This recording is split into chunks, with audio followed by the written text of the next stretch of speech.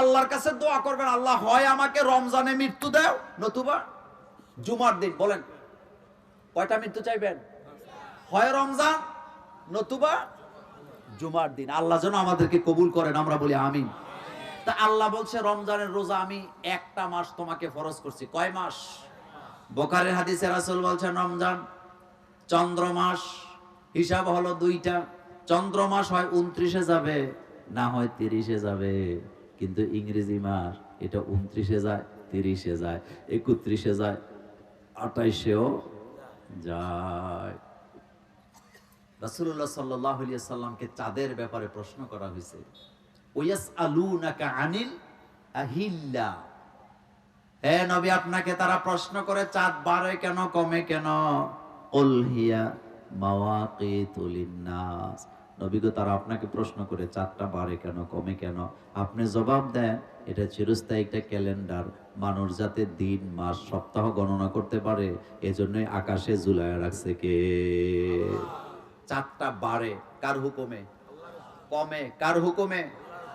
বিজ্ঞানীরা বলেন চাঁদের কারণে পৃথিবীতে জোয়ার ভাটা হয়, কিন্তু আল্লাহ বলেন শুধু জোয়ার ভাটার জন্য আমি চাঁদকে সৃষ্টি করি নাই, রাতের বেলা আলো দেওয়ার জন্য শুধু চাঁদকে সৃষ্টি করি নাই। চাঁদের সবচেয়ে বড় দায়িত্ব হলো মানুষদের জন্য চিরস্থায়ী ক্যালেন্ডার ঝুলায় রাখছে, যাতে করে তারা দিন সপ্তাহ মাস গণনা করতে পারে।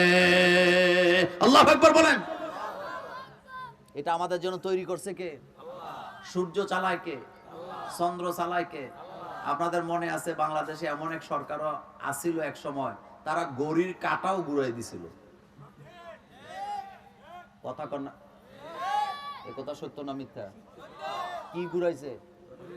তো গড়ির কাটা ঘুরানে সূর্য বোধহয় ঘুরে গেছে। শোনেন, মাথা যখন মানুষের নষ্ট হয়, পুরো শরীরও নষ্ট হয়ে যায়। গড়ির কাটা যারা ঘুরাইছিল তারা মূলত আল্লাহর সিস্টেমের সাথে গাদ্দারি করছিল।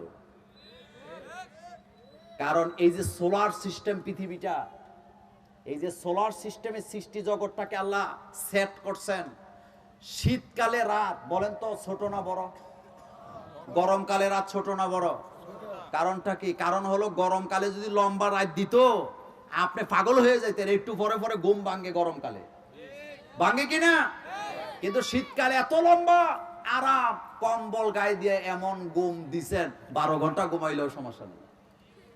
কিন্তু গরমকালে একটু পরে পরে কি হয়, ঘুম ভেঙে যায়। গড়ির কাটা ঘুরাই দিছে। ফাইজলামের জায়গা পান না।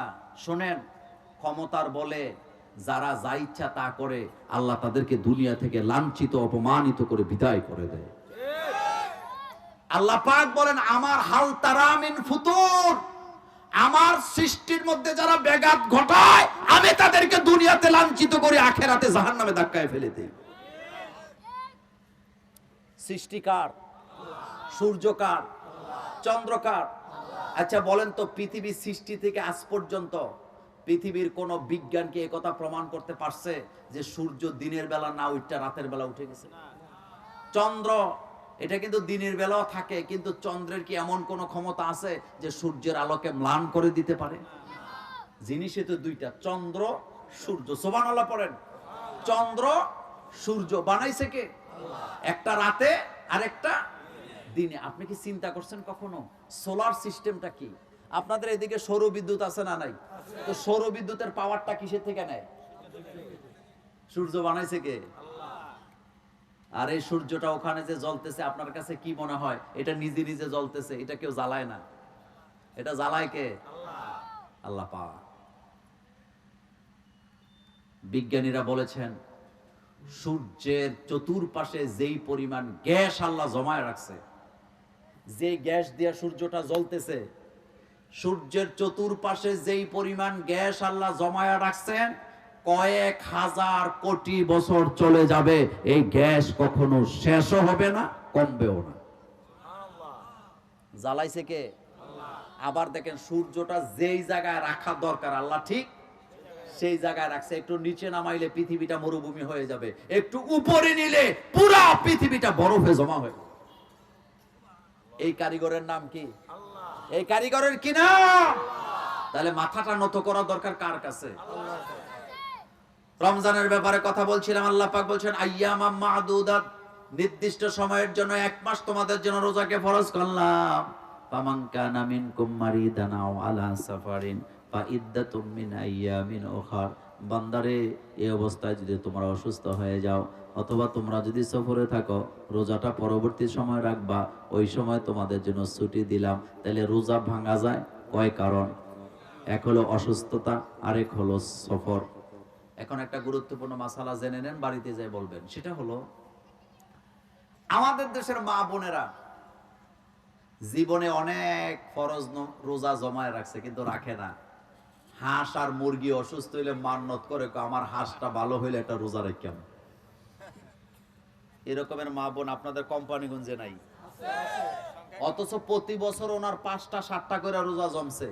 30 বছর যাবত রোজা আর আদায় করে না। রোজা কি মাফ হবে? শোনেন, মহিলাদের মাসিকের কারণে, পিরিয়ডের কারণে নামাজ মাপ পাবে, কিন্তু রোজা কি পাবে না?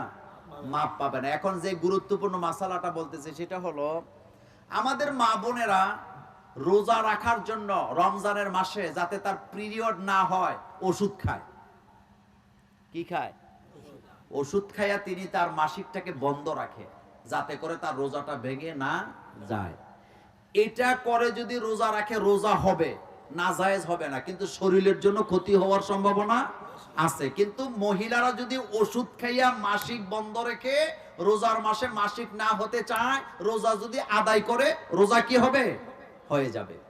যেমন উনি উমরায় রওনা দিছে, অথবা উনি হজ করতে যাবেন, উনি সিদ্ধান্ত নিছেন আমি ওষুধ খেয়ে আমার মাসিকটা কি করব? বন্ধ রাখবো। এক কথায় বলে দিলাম, ওষুধ খেয়ে মাসিক বন্ধ রেখে রোজা রাখলে রোজা হবে, তবে বছরের পর বছর, মাসের পর মাস যদি কেউ, কোনো মহিলা যদি মাসিক বন্ধ রাখে, তার অচেনা এবং এমন রোগ তাকে ধরবে যে রোগের কারণে সে আর সোজা হয়ে দাঁড়াতে পারবে না। কারণ মা বোনদের শরীর থেকে প্রতি মাসে এই রক্ত, যেই রক্তটা তার শরীরে কোনো প্রয়োজন নাই, এটাকে বের করার মাধ্যমে তাদেরকে মা হওয়ার যোগ্যতা দেয় কে? এই যে বাচ্চাগুলা জন্ম হয়, সবচেয়ে বেশি কষ্ট করে কে? বমি করে কে? না ঘুমায় থাকে কে? পেটে নিয়া বোঝা বয় কে? মা। এই জন্য মার দাম কয় গুণ? 3 গুণ। বাপের 1। ছাত্র জীবনে হাদিসটা বুঝি নেই, অনেক সময় বলছি কথাটা। এই হাদিসটা পড়লাম যে এক ব্যক্তি এসে রাসূলকে বলেন, ওমান আহাক্কু বিহুসনি সাহাবাতি, রাসূল গো, আমার কাছে উত্তম ব্যবহারটা কে পাবে? রাসূল বলেন, উম্মুকা, তোমার মা। কিলা সুম্মা মান, রাসূল গো এরপরে কে? রাসূল কয় তোমার মা। এরপরে কয় তোমার মা। এরপরে কে? কয় তোমার আব্বু। তাহলে মায়ের কথা কয়বার বলছে? বাপের কথা।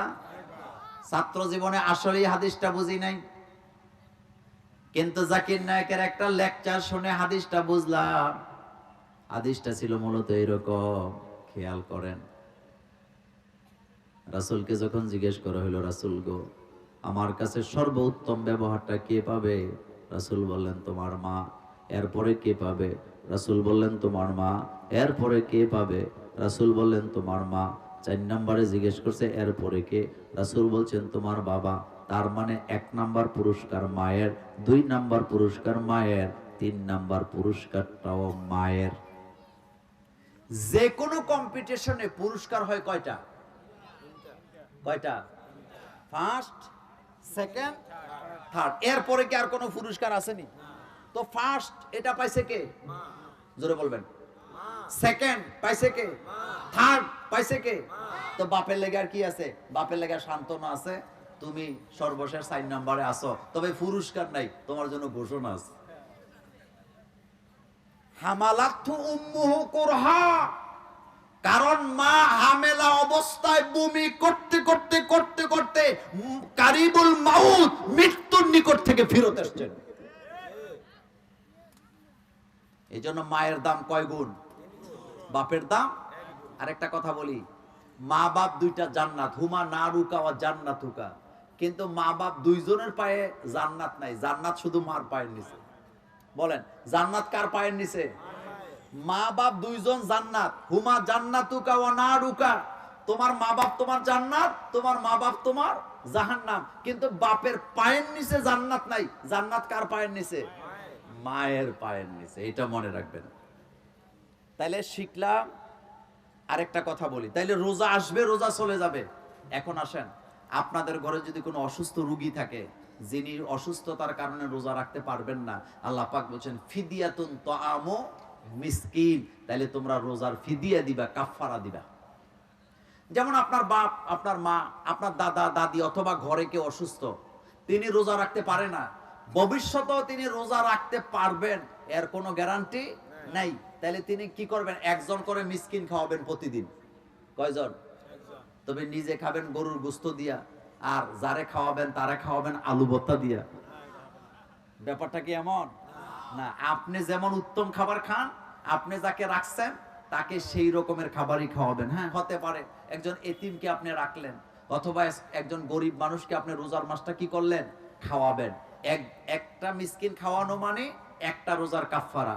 দুইটা মিসকিন 2 দিন খাওয়ানো মানে 2টা। তো একটা লোক আপনি রেখেই দিলেন মিসকিন দেখে, যাকে 12 মাস খাওয়াইলেন। আবার মসজিদের ইমাম সাহেবরে খাওয়াইেন না চাইেন, এরকম লোক আসেনি? আবার কিছু কিছু লোক আছে কাফফারার টাকা নিয়ে মসজিদে দিয়ে দেয়, যাকাতের টাকা মসজিদে দিয়ে দেয়। এরকমের মানুষও কি? তা আপনার কাছে কি মনে হয়, মসজিদ কি গরিব? মসজিদ কার ঘর? আল্লাহ কি গরিব? নাউজুবিল্লাহি মিন যালিক। মসজিদে হারাম টাকা দেওয়া যাবে না, মসজিদে যাকাতের টাকা দেওয়া যাবে না, মসজিদে মান্নতের টাকা দেওয়া যাবে না। কথা কি বুঝাইতে পারলাম? এটা মিসকিনের হক। কার হক? আর রমজানের যে কাফফারা, এটা আল্লাহ বলে দিয়েছেন ফিদিয়াতুন তাআমু মিসকিন। ফিদিয়াতুন তাআমু মিসকিন, ফিদিয়া হবে একজন মিসকিনকে খাবার দিবেন। ফামান তাতাওয়া খাইরান ফাহুয়া খায়রুল লাহু। আল্লাহ রাব্বুল আলামিন বলছেন, কিন্তু রোজাটা যদি আদায় করে দাও, এটা তোমার জন্য উত্তম পন্থা। ওয়া আনতাসুমু খায়রুল লাকুম ইন কুনতুম তা'লামুন। যদি তোমরা বুঝে থাকো, তাহলে বোঝা গেল রোজার মাস একটা মিসকিন খাওয়ানো মানে 1 রোজার কাফফারা, 2 দিন খাওয়ানো মানে 2 রোজার কাফফারা। যারা রোজা রাখতে পারবে না তাদের পক্ষ থেকে কাফফারা দেওয়া লাগবে। এটা কারা? তবে খবরদার, নামাজের আবার কাফফারা দিয়েন না। আমাদের দেশের মানুষ এত চালাক, নামাজেরও কাফফারা দেয়। শুনেন, রমজানের রোজার কথা আল্লাহ কোরআনে বলছে 5 বার। কয়বার? কিন্তু কাফফারার কথা বলে দিছে, যদি রাখতে না পারো তুমি কাফফারা দিবা। কিন্তু নামাজের কথা আল্লাহ বলছে 82 বার। কয়বার? কিন্তু 82 বার নামাজের কথা বলার পরেও আল্লাহ কিন্তু একবারও এই কথা বলে নাই যে তুমি নামাজের কাফফারা দিবা। তার কারণ নামাজের কোনো কাফফারা হয় না। রোজার কাফফারা হয়, কসমের কাফফারা হয়, কিন্তু নামাজের কাফফারা হয় না। নামাজের কাফফারা নামাজ, নামাজের কাফফারা নামাজ, নামাজের কাফফারা নামাজ। নামাজকে বাদ দেওয়ার কোনো সুযোগ নেই। আপনি নৌকা ডুবে গেছে, গলা সমান পানি, নামাজের টাইম হইছে, নামাজ কি মাফ আছে? আপনি অসুস্থ, দাঁড়াতে পারেন না, নামাজ বসে পড়বেন। আপনি বসে পড়তে পারেন না, আপনি শুইয়া শুইয়া পড়বেন। আপনি হাত পা নাড়াতে পারেন না, আপনি ব্রেন ঠিক আছে, আপনি ব্রেন দিয়ে পড়বেন। এক কথায় আপনার ব্রেনে কাজ করবে যতক্ষণ, আপনি নামাজ পড়তে হবে ততক্ষণ। ব্রেন যদি কাজ না করে, আপনি কি বলেন আপনি যদি না বুঝেন, আপনি কি দেখেন আপনি যদি না বুঝেন, তাহলে আপনার জন্য নামাজ কি মাফ। রাসূল বলছেন, মান তারাকা সালাতান মুতাআম্মিদান ফাকাদ কাফারা। এই হাদিসে সকল ইমামগণ একমত, যারা নামাজ পড়ে না তাদের ঈমান নাই, যারা নামাজ পড়ে না তাদের কি নাই? ঈমান নাই। এটা জানার পরেও ইচ্ছা করে নামাজ ছেড়ে দেয়, এরকমের নামাজি বাংলাদেশে আছে না নাই? আজকের আলোচনার সর্বশেষ আলোচনা তারাবি নামাজ। কি নামাজ?